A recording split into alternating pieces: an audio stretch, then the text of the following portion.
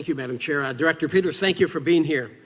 As you know, in 2018, President Donald J. Trump rightfully rolled back Obama-era policies related to its transgender offender manual. President Trump's policy simply removed a sentence that instructed BOP officials to consider transgender inmates' gender identity when making decisions regarding prison housing. President Trump mandated BOP officials use biological sex as the initial determination for placement decisions. I believe this was common sense. I think America would agree. Ladies should be held with ladies, and I think men should be housed with men. But in a string of policy reversals over the past 3 years, President Biden reissued Obama's guidelines, given even further to require prison staff to use a transgender person's preferred names and pronouns. You agree with this? Congressman, we are required to provide medical and mental health care for all individuals, including those who identify as transgender. So that answer, then it's a yes? Pretty much a yes? Okay.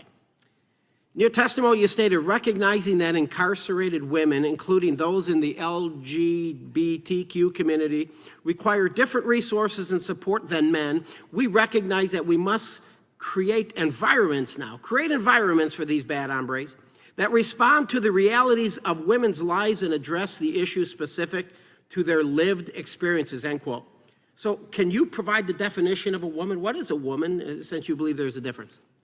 Congressman, so I think in the supermajority of our housing placements at the Federal Bureau of Prisons, we place individuals based on their biological sex.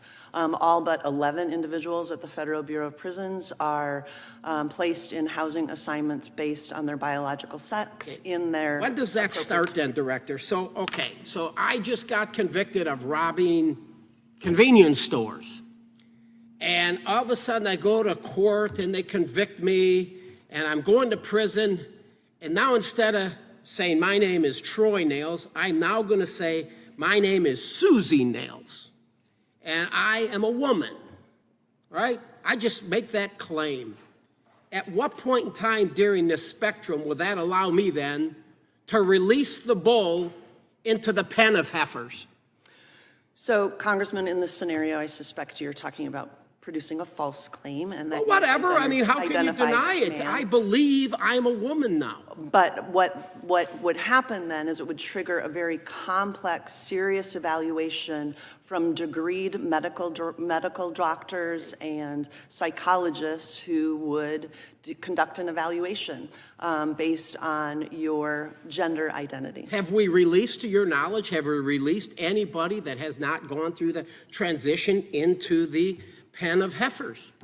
Have we released them? Sorry, sir. Yes, if I say I'm a man, I'm a woman now, and I haven't had any surgeries up to this point, maybe I'll get them while I'm in prison, because I'm assuming we're paying for those, right? We have paid for 2 gender-affirming surgeries. Paid 2, so once you start, you're going to continue. You ain't changing that, right? There are 5. I mean, look at this guy. This is an interesting guy, folks. Look at this guy. His name is Peter Langen. He got long hair. Look at this guy. He looks like a bad guy. He's a bad guy. He's a Nazi, ex-Nazi terrorist. He's a bad hombre. And this guy wants to be referred to as Donna. Do your employees, do you require them to say, call this guy now named, he must be called Donna?